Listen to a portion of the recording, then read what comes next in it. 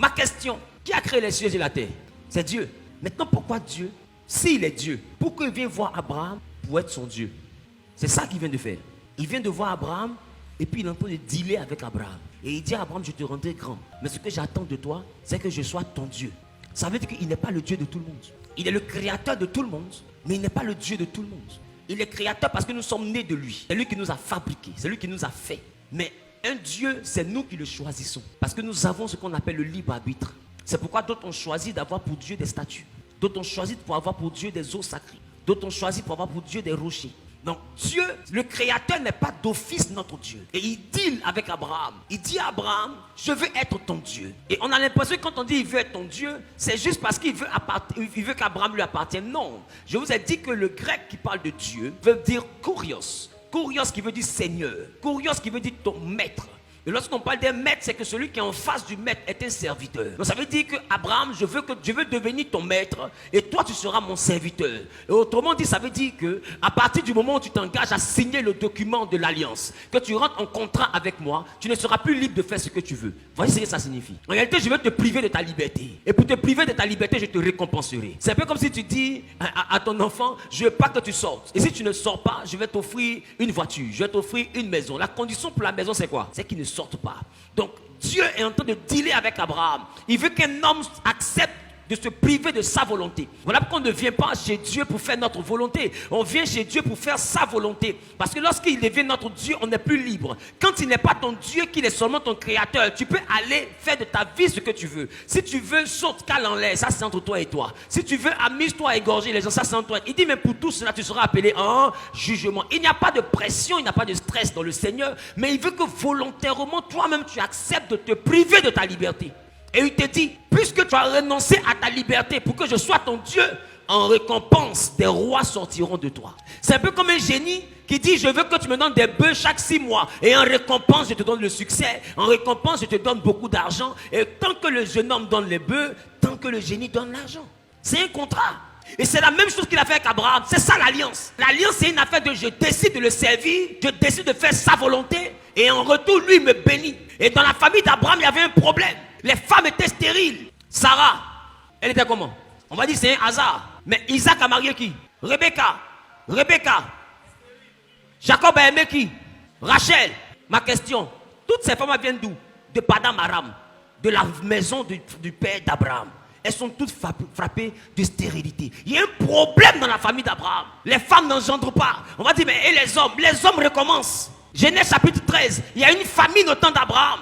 Abraham a tout perdu. Il s'est retrouvé à vendre sa femme. On arrive au temps d'Isaac. Genèse chapitre 26. Il y a une famine au temps d'Isaac. Isaac est en train de vouloir vendre sa femme. Mais ma question, si Abraham est mort, fort riche, avec une vieillesse heureuse, quand il est mort, son argent est passé où? Et d'ailleurs, où est l'argent de papa d'Abraham? Pour que Abraham à 75 ans recommence une vie. Et Abraham réussit sa vie. Isaac arrive, il recommence à zéro. Et Isaac bénit Jacob. Il bénit à peine Jacob. Jacob aussi recommence à zéro chez Laban. Et vous remarquez qu'il recommence, il travaille pendant combien d'années? 14 ans. Que pour avoir une femme, il n'a même pas de salaire. Même pour se marier, il transpire. 14 ans de servitude pour avoir femme.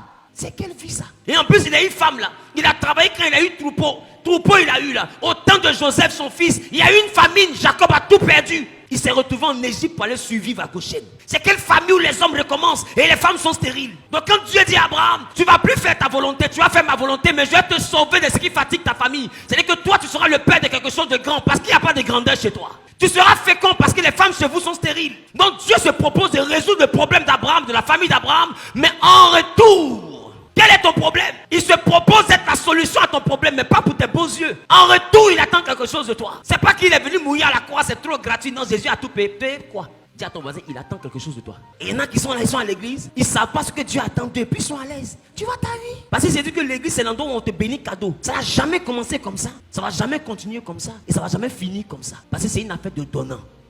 Donnant. Quand il vient pour vouloir résoudre ton problème, il faut te dire qu'il y a quelque chose qu'il attend de toi. Il dit, je vais faire ces choses-là dans ta vie. Mais en retour, Abraham, je veux être ton Dieu. Ça veut dire quoi? Il faut me vendre ton âme. Et il complète, je vais être le Dieu de tes descendants à perpétuité. Ça veut dire quoi? Tous ceux qui sont dans tes reins, là, je veux que tu les vendes. Donc tu vois qu'afin de vendre son âme, là, c'est pas Satan qui a commencé. Donc ça veut dire que dans le monde spirituel, quand les gens veulent te faire réussir, ils te demandent ton âme. Et c'est normal que les féticheurs, que les démons volent l'âme des gens. Parce que c'est la monnaie d'échange.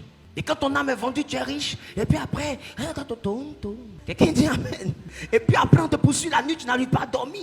Après, tu développes une tumeur, un cancer bizarre, une maladie qu'on n'arrive pas à expliquer. Après, tes enfants viennent au monde, ils meurent, on ne comprend pas.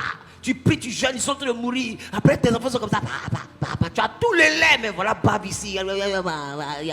Tu prends l'enfant, tu le mets dans le placard. Mon ami, c'est l'argent que tu as, c'est le prix de ça qui est là. Ils ne vont rien te donner cadeau dans le monde spirituel, même pas Dieu. Parce que Dieu est le Père des esprits. Donc la règle à laquelle les esprits s'alignent, c'est lui qui a créé. Donc si les esprits prennent les âmes, c'est que Dieu aussi prend âme. C'est pourquoi je vous ai toujours dit, l'âme est une monnaie d'échange qui permet de réussir. Le problème, c'est à qui tu vends. Parce qu'il y a deux acheteurs. Et il est venu dire à Abraham, je veux que tu me vendes pour toi et pour tous ceux qui sont dans tes reins. Mais la récompense, la contrepartie, je te rendrai puissant. Abraham réfléchit, bon, de toutes les manières, qu'est-ce qu'il a à perdre? Tu sais, un homme qui a déjà tout perdu n'a plus rien à perdre. Écoute, j'essaie déjà piqué. Âme l'a dit, moi, je ne sais pas ce qu'il a fait avec. C'est comme ça. Faut prendre. Joe, j'essaie d'Abidjan. Les gars me payent BU, bisous, Bekou, Kao, Ressé, Tchengue. Ils prennent mon numéro, même BU. Et que l'on me prend mon numéro, et puis ils ne m'appellent pas, et puis fuient. Ils ont atteint un autre niveau de mouvement. Un mouvement gospel. Gospel ou rhématique. D'autres même me font un restaurant Tchengue. C'est ils m'invitent au restaurant, on cause bien, le lendemain j'appelle, ça passe pas. Ton cas est critique, ma soeur. Tu as atteint le niveau du soupra. Je parle à quelqu'un. Mais c'est déjà gâté, au pays des gâtés là. On gâte. De toutes les manières, âme là, je ne réussis pas. Dis à ton voisin, je vais vendre à Dieu. Parce que quand Abraham a vendu, plus tard il est devenu un homme puissant. Et il y a des jeunes de ta génération qui ont regardé qu'il n'y a pas de chocoya. Il habite à Popo là-bas, maman habite dans le Codro là-bas, ils sont dans les coins. Joe, il n'y a pas de diplôme. Il y a diplôme, mais il n'y a pas de travail. Passement des jambes. Rentrer d'un endroit, il a vendu. Il ressort GLE. Vous n'avez pas vu ça en ville? Il ressort GLE. 3 voitures, grosse maison. Tout le monde sait que c'est ça. Mais il assume. Parce qu'il a vu qu'il n'y a pas de chocoya. C'est l'âme là qui est là.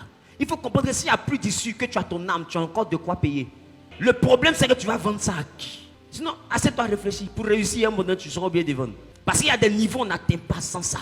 Tu vas commencer, et je te dis la vérité. Tu vas commencer à avoir le succès. Tu vas monter un moment, tu vas sentir que ta tête tape le plafond. En réalité, il n'y a pas de plafond. C'est une porte. On ne traverse pas ce niveau-là tant qu'on ne vend pas. C'est là que tu vas voir quelqu'un va venir te dire, je peux ouvrir, mais... C'est là, les mains arrivent. Ce n'est plus une affaire de je suis intelligent, j'ai du talent, j'ai du potentiel. Ce n'est plus une affaire de ça. Au niveau où on est arrivé là, tu es fort. Mais pour aller au niveau supérieur, voilà le système. Et c'est comme ça que vous avez vu des gens qui avaient du talent, qui étaient simples dans leur quartier. Ils sont montés qu'à un moment donné, ils sont devenus mystiques. Parce qu'à un moment donné, pour avoir la gloire du monde, ils vont te proposer de vendre là. Parce que l'âme est la seule monnaie qui te permettra d'avoir la supériorité sur les nations. Et il y a 2 acheteurs. Et dans le cas d'Abraham, il a dit à Abraham, vends-moi ton âme et je te rendrai grand. Vends-moi ta liberté. Vis pour moi. Sois prêt à faire ma volonté et je te rendrai grand. C'est-à-dire qu'une alliance en vertu de laquelle je serai Kurios, je serai Dieu. Non, toi tu seras Diaconia, mon serviteur. Si tu es d'accord d'être mon serviteur, je fais de toi un grand. Écoute-moi bien, le chien du chef du village n'est pas forcément le chef des chiens du village, mais c'est le chien le plus à l'aise du village. Le chien du chef du village n'est pas forcément le chef des chiens du village. Il y a quelqu'un qui le frappe. Mais sauf que où lui dort là, celui qui le frappe ne dort pas là-bas. Les gars, tu serviras quelqu'un, il ne faut pas te presser. Si ce n'est pas Dieu, tu vas devoir servir quelqu'un d'autre. Voilà pourquoi Josué dit, choisissez qui vous voulez servir. Que ce soit les dieux de vos pères. Dans ce cas, retourne au village. En fait, il ne faut pas dire je fuis le village. En même temps, je fuis Jésus. Et puis, je ne sais pas, je suis mi-figue, mi-raisin. Mon ami, il faut choisir qui tu es servi. Si tu veux faire Jésus, il faut bien faire. Tu veux faire au bandé, fais bien. Mais on dit, il faut choisir. Tu ne fais pas au bandé, Jésus, tu ne fais pas ça bien. Et puis, tu es au milieu. C'est toi qui seras perdant. Tu t'amuses à personne d'autre que toi-même. La vie est faite de choix. Tellement la vie est faite de choix. Et c'est là que Josué termine en disant, vous pouvez choisir. Mais en ce qui me concerne, moi et ma maison, nous servirons l'Éternel.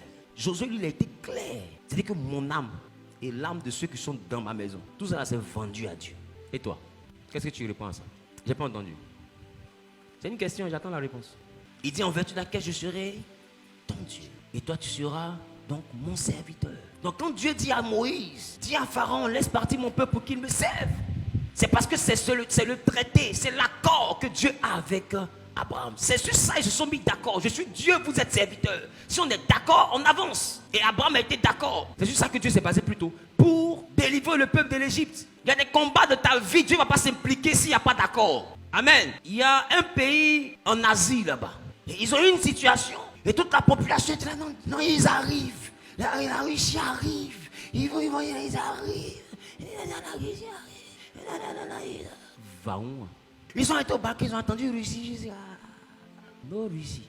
Et puis c'est le pays avec lequel il y a alliance là. C'est ce pays-là qui a pris ses chars et qui est rentré dans la ville. C'est ce pays-là qui a pris ses hélicoptères et qui est rentré dans la ville. Et personne n'a bronché parce que le monde est fait d'alliance. Là où il n'y a pas d'alliance, on ne s'engage pas. Ce n'est pas une affaire de sentiment, c'est une affaire d'alliance. Ils voulaient venir, mais ils ne peuvent pas venir parce qu'il n'y a pas d'alliance. Or, le monde physique est copié à partir du monde invisible. Et il dit à Abraham, une alliance en vertu de laquelle je serai ton Dieu. Qui veut que le Créateur soit son Dieu? Dis à ton frère, ce n'est pas parce qu'il est le Créateur que de facto il est ton Dieu. Il n'y a pas de déduction. Créateur, là, on est obligé, il est notre Créateur. Mais Dieu, là, c'est nous qui choisissons. Alléluia. Dieu, là, c'est nous qui choisissons. Donc, nous sommes dans une configuration où Abraham a fait une alliance, où il a vendu son âme et l'âme de ses descendants. Donc, quand ils sont contre Pharaon, Dieu se doit de venir faire quoi?